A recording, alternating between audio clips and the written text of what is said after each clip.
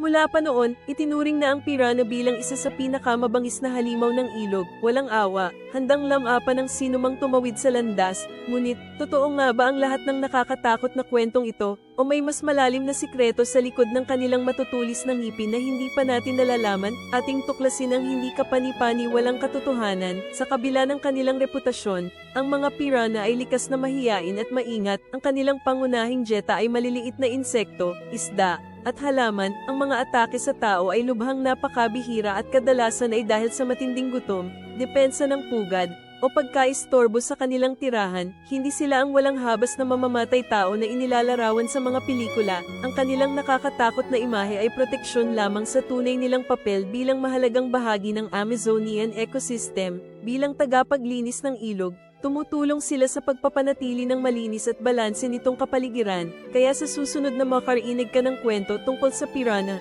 alalahanin, ang tunay na halimaw ay madalas na nasa maling pagkaunawa lang, hindi sa mismong nilalang. Sila ay bahagi ng kalikasan.